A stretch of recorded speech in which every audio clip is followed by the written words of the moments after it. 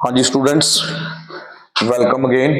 Welcome to my YouTube channel sky heights. लो भाई 26 फरवरी का 2024 का फिर करंट अफेयर्स आपके साथ है, तो इसको हम चेक करेंगे करंट अफेयर्स को।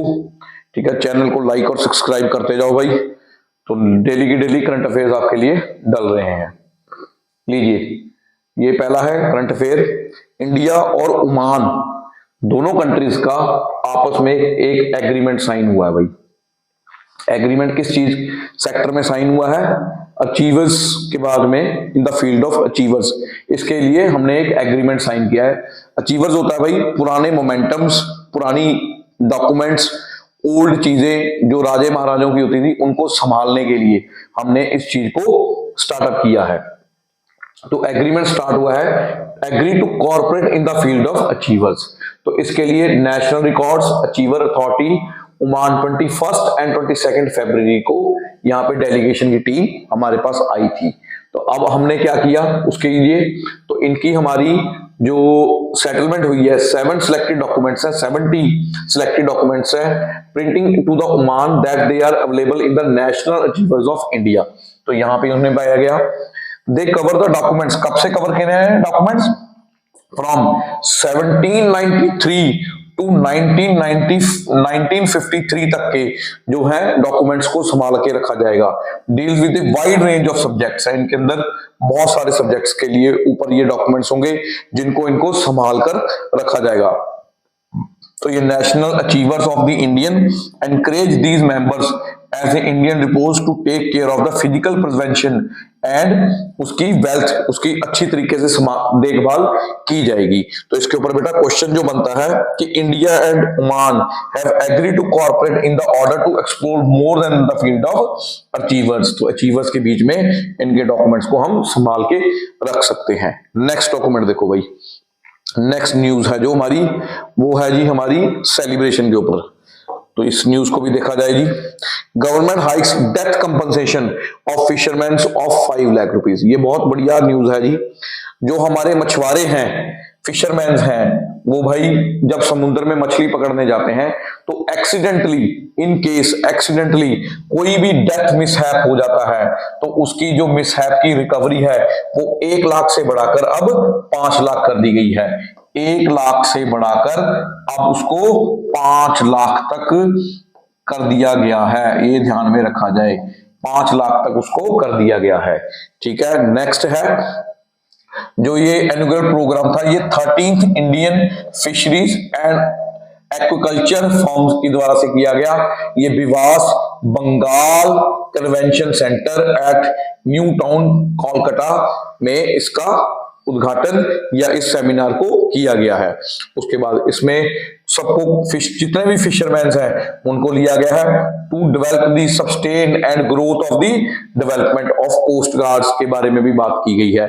इसमें जितने भी फिशरमैन हैं 3 crore fisherman families in the country and 8000 kilometre coastal line को कवर किया गया है। इसमें टोटल जो fishes and fishers now standing at 60 crore and the government aim to increase 1 lakh crore. यहाँ 60 करोड़ तक का इनका टोटल वैल्यू है। अब सरकार चाह रही है इसको 1 लाख करोड़ तक बढ़ाने के लिए। तो इसमें जो क्वेश्चन अराइज हो रहा है बेटा, वो क्वेश्चन अराइज हो रहा है, कौन सा क्वेश्चन अराइज हो रहा है कि as per as the union government has increased the compensation of fishermen event in the death mishap to 5 lakh rupees तक, 5 लाख रुपए तक इन्होंने 1 लाख से बढ़ाकर 5 लाख तक बढ़ा दिया गया है। ये नेक्स्ट न्यूज देखें भाई। नेक्स्ट न्यूज भी है जो बहुत कमाल की न्यूज है भाई। अब सोलर प्रोजेक्ट्स के ऊपर जैसे इंडिया काम कर रहा है कि एनर्जी सेविंग के ऊपर हमारा बहुत बड़ा काम चल रहा है भाई। तो हमने इंडियन ग्रिड नाम से एक प्रोजेक्ट शुरू किया है, इंडिया ग्रिड ट्रस्ट के नाम से। इसमें हम जो 300 मेगावाट सोलर प्रोजेक्ट लगाया जा रहा है, एंटरप्राइजेज ऑफ 1550 करोड़ का प्रोजेक्ट लग रहा है। 1550 करोड़ का प्रोजेक्ट इसमें लगाया जा रहा है। इसमें प्रोजेक्ट में आप इसमें जो बिजली की पैदावार की कैपेसिटी होगी 1.1 giga, G for giga, WP में बिजली पैदावार होगी। इसका जो टोटल इन्वेस्टमेंट लग रही है स्टैंडर्ड फॉर द ग्रिड हो 28,200 करोड़ की लग रही है भाई। 28,200 करोड़ की लग रही है लागत। इसमें जो एडेड वैल्यू है वो 80 करोड़ की है। Net distribution of cash flow Indian grid every year ये हमें देगा। तो इसमें जो मेन है, इसमें जो बिजली खरीदी जाएगी, रिन्यूएबल सोर्सल ऊर्जा प्राइवेट लिमिटेड, रीन्यू सोलर ऊर्जा प्राइवेट लिमिटेड, ये उसकी फुल फॉर्म है। लोकेटेड हाई रेडिएशन रीजन इन जैसलमेर राजस्थान के अंदर, और 25 year of purchase power of agreement इनका लिया गया है विद सोलर एनर्जी कॉर्पोरेशन। तो इसमें टोटल पैसा जो लगेगा वो 2.71 पर यूनिट का पैसा लगेगा इसके ऊपर, इस कॉर्पोरेशन के ऊपर। तो ये है solar energy corporation of India के साथ इसका एग्रीमेंट हुआ। अब इसके साथ क्वेश्चन क्या राइज होता है कि कौन सी कंपनी है जिसने इतना बड़ा इंफ्रास्ट्रक्चर तैयार किया है, किसके लिए?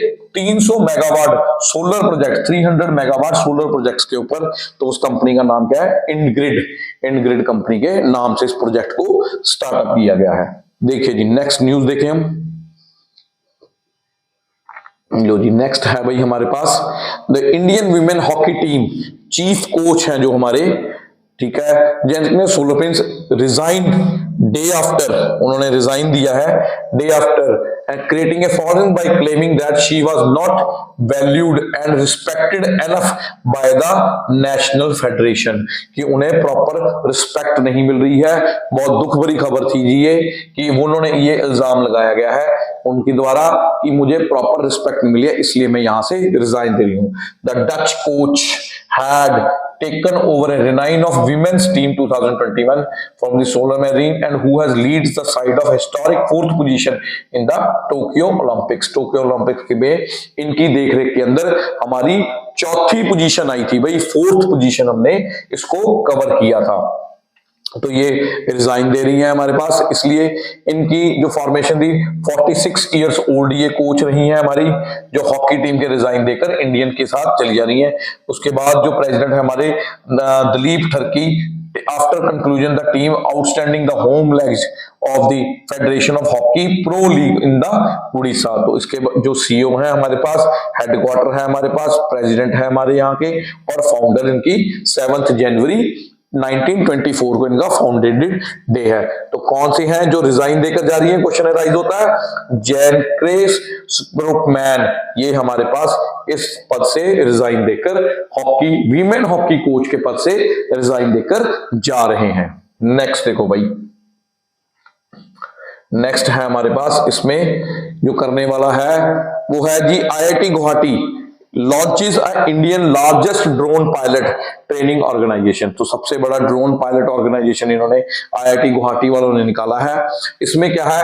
कोलैबोरेशन विद दी जो है एडुरेड्स है आईआईटी गुवाहाटी के भाई, ये जो है हमारे पास इन्होंने ऐसा एक ड्रोन बनाया है, तो रिमोट एरिया को चेक करने के लिए, एग्रीकल्चर एरिया को चेक करने के लिए और बहुत सारे एरियाज को चेक करने के लिए ड्रोन का बनाया है। और ये ड्रोन लार्जेस्ट ड्रोन है, किसने बनाया है? IIT Guwahati research park has launched the Indian largest remote pilot training organisation RPTO spanning 80 एकड़ broadcasting capability of flying 9 medium class drone simultaneously. 9 medium class drone इकट्ठे ही ये उड़ा सकते हैं।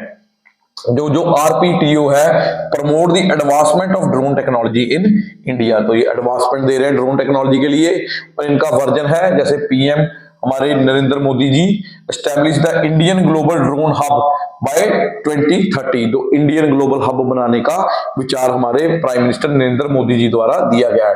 तो contributing serial launch of nano drone दीदी innovative, ये हमारे पास लॉन्च होगा। उसके बाद जो इसकी रिपोर्ट है आरपीटीओ की इंक्लूड करेगी DGCA certified medium of class drone pilot training courses देगी। तो ये सारी चीजें हैं। अब इसका जो क्वेश्चन बनता है वो क्वेश्चन है भाई, what is the name of Indian drone pilot training organisation launched in IIT Guwahati by? तो उसका नाम देंगे हम remote pilot training organisation, RPTO, remote pilot training organisation. तो इसका ये आंसर है। नेक्स्ट देखिए जी, अब नोकिया 6G के अंदर काम कर रहा है भाई। नोकिया ने शुरू कर दिया है किसके अंदर काम करना? Research in the field of 6G। 6G देखो, पहले था G, जिसको हम चलो 1G बोल देते हैं, 2G, 3G, 4G, फिर 5G चल रहा है, अब 6G के ऊपर काम करना शुरू कर दे। G स्टैंड्स फॉर बेटा जनरेशन, ये बैंडविड्थ होती है, इसमें ट्रैफिक कंट्रोल का होता है, बैंडविड्थ देखा जाता है, हमारे पास स्पेस कितनी है, जो वो घूमता रहता है ना इंटरनेट वाला, उसको चेक करते हैं, जितनी जल्दी स्पीड होगी वो फटाफट से हमें दे देगा, तो यहाँ बैंडविड्थ जनरेशन है। तो इसलिए नोकिया हमारा काम कर रहा है 6G के ऊपर, operate on the 6G lab in Bengaluru, and where they are purchasing the 3 key areas for the research के लिए इन्होंने लिया है 6G radio technology, 6G radio technology, 6G architecture, application of machine learning and 6G air interface के ऊपर ये लोग काम करेंगे। तो what is 6G? 6G stands for 6th generation wireless, and to success the 5G cellular technology, 6G network is available for high user frequency than the 5G। उसके बाद 6G suggested the theoretical peak data rate at 1 terabyte per seconds with the wireless data as possible। तो हमारे पास जो काम कर रही है, question बन रहा है कि 6G टेक्नोलॉजी के ऊपर कौन सी कंपनी काम कर रही है, तो उस कंपनी ने काम किसने किया है जी? नोकिया ने 6G के ऊपर काम करना स्टार्ट कर दिया है। नेक्स्ट देखो जी, लो जी, एक और हमारा जो साइन किया गया है, Hungary and Swedish fighter jets before the NATO assesses the vote. चलो जी, इनका है, इसमें हमने हंगरी की जो आपकी कैपिटल है बुदापेस्ट वो भी बता दिया है, प्राइम मिनिस्टर, ऑफिशियल लैंग्वेज और करेंसी भी फॉरेन ये भी बता दिया है। अब ये क्या है? हंगरी है साइंड, हंगरी ने साइन किया है भाई एक agreement by the 4 new Japan fighter jets from Sweden, Sweden से लिए गए हैं फाइटर जेट्स जो स्वीडन नेटो का हिस्सा है। उसके बाद the leader of depots of modification and existent contract जो लिया गया है, ये ग्रिपेन फाइटर जेट्स हैं जो they are supported system in Hungary, जो हंगरी के सपोर्टेड सिस्टम को, उनके डिफेंस सिस्टम को सपोर्ट करेंगे।